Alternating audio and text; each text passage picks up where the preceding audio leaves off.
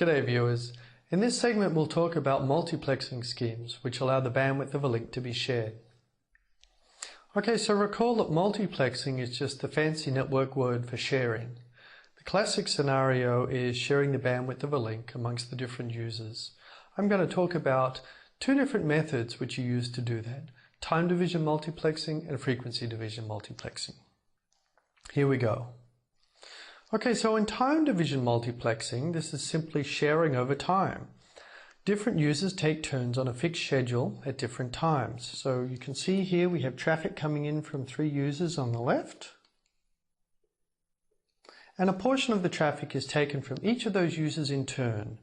So this diagram is showing the evolution over time of how the users are sharing one link or a channel. You can see one user here in the pink, user 2, gets to send some information at the beginning. Then the user has to wait and gets to send no information while users 3 and 1 send, and later user 2 will get to send again, gap, and then later user 2 will get to send again. And this is our regular schedule that we follow. There may be a very small gap between these transmission times called the guard time, just to allow for a transition from one source to another. Conversely, in frequency division multiplexing, the users share the channel by transmitting simultaneously on different frequency bands. So this picture shows the way the channel is divided in frequency. Each of these users has about the same amount of bandwidth to send. The middle user, their bandwidth profile is shown in pink. And you can see that for all of these users, they have about the same bandwidth requirement. To share, according to frequency division multiplexing, we just shift the frequency band on which the user is transmitting to a different portion of the overall channel. The width of the frequency band describes the amount of, or limits the amount of the data rate with which the user can send. Moving this band around in absolute frequency space does nothing to the data rate. It keeps it the same. As we add all of these different transmissions together onto the same wire, you can see here that we have 3 channels in 3 different frequency bands, which correspond to the original transmissions. So now we're sharing the channel in frequency space. That might be a little strange to get your head around, so let me just draw the time evolution of how we're sharing the channel. With TDM, if we just consider one user, what's happening is that user gets to send at a high burst. They get the whole channel, like user 2 gets to send all of its bits at the whole channel rate. Then they get no bits per second for a while other people send. When it's their turn again, they get to send at the very high rate, then no bits per second. High rate, no bits per second. High rate, and so forth. So their evolution of their bit rate over time looks something like this. On the other hand, with frequency division multiplexing, all users are sending in parallel at their lower bit rate on the channel by simply dividing the channel into different frequency bands. So the same user will have a bit rate like this. It's continuous but at a slower rate. Time division multiplexing and frequency division multiplexing are simply alternative ways to divide the resources of a link. Neither one is inherently better, neither one provides for more capacity. They do have some trade-offs. You can see here in time division multiplexing, it's a little more complicated in the sense that we require synchronization of where to send. This is just one user, so the other users have to fit into these time gaps in the middle. On the other hand, with time division multiplexing, when you get to send, you're sending the information at a faster rate. So if the information arrives from an upstream link just at the beginning time, just here, well, the delay will be lower because it will go out at a faster transmission speed. So there are maybe a few minor trade-offs, but there's no inherent difference in the capacity we're getting. Here's that cleaned up version of that diagram. So time division and multiplexing and frequency division multiplexing are typically used in telecommunications to statically divide the bandwidth or the resources of a link. They're well suited for cases where traffic is continuous and there is a relatively fixed number of users. So classic scenarios for using these techniques would be with, for example, television or radio stations.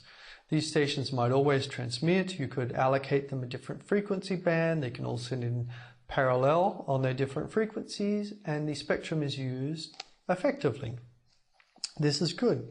With cellular systems, such as the GSM is a second generation cellular system, one of the most popular cellular systems still deployed today as we transition to 3G cellular systems. Calls in GSM are allocated on different frequency bands, so we're using frequency division multiplexing to divide the spectrum. Within each different frequency band, time division multiplexing is used to give many different calls a slice of that band at different times. So these methods can be combined. However, there's a problem for the kinds of traffic we would like to handle, network traffic. And the issue is this: unlike a radio station or a TV station which is constantly putting out a signal, network traffic tends to be very bursty. It's described as an on-off source. If you just think for a moment about your own network usage, at home you might be looking at a web page, surfing the web, so you're demanding that the network send lots of packets to download the page. Then you'll read the page. While you're doing this, of course, you won't be using the network at all, perhaps.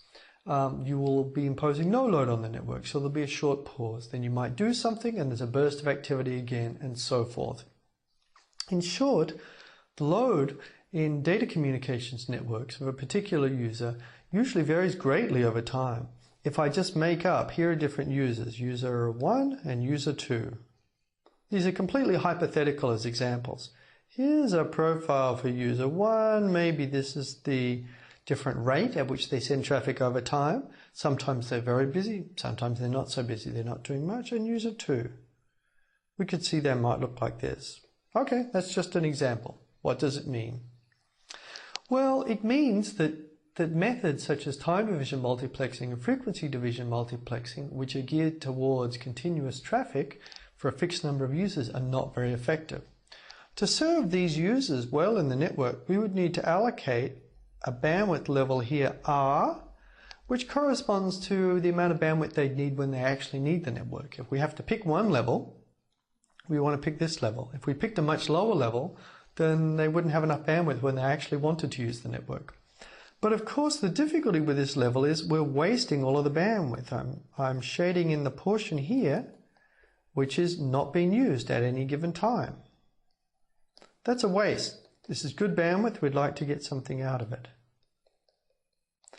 Instead, well, there's an alternative that we would like to get to when we multiplex network traffic. And that is, we would like to multiplex network traffic according to the demands which every user is placing on the network. And we can do this with what is called multiple access schemes. We would really like for these users to share a link such that whenever they want to send packets, they get to send packets, and all of their packets are mixed up on the link according to their demands. If we did this, we would get the gains of statistical multiplexing. Remember from early on in the course, we talked about sharing based on statistics as being a way to pack more users into a given amount of bandwidth. You can see that here in that I have the two users, they both need bandwidth R, but if I combine their signals, I might get a load line like this green line, which I'm drawing over. Well, the amount of bandwidth we need to support that is going to be some level I've called here R dash. The crucial insight is that R dash is likely to be somewhat less than 2R. So by using less than the bandwidth we would need if we handled these users individually with TDM, we should be able to serve them, both of them, as effectively. This is what we want to happen. We don't know how to do this yet. TDM and FDM don't do this. Instead, multiple access protocols share this link at by dividing the bandwidth finely over time. We're going to look at these multiple access protocols in the next videos. We're going to look at two families of multiple access protocols. One is this class of randomized multiple access protocols, where nodes randomize their attempts to access the median. Essentially, they're going to try and access it whenever they've got something to send. This is good for low load situations, and I'll tell you now, this is what's used for Wi-Fi 802.11. We'll also look at an alternative, just so you can see some of the pros and cons. This alternative is called a contention-free multiple access protocol. In this family of protocols, nodes take turns in a well-defined order to access the median. So it shows you just a different way you can do things. It's better where you need much more control over the quality of service you'll get. Okay, well, let's see these two different kinds of multiple access protocols.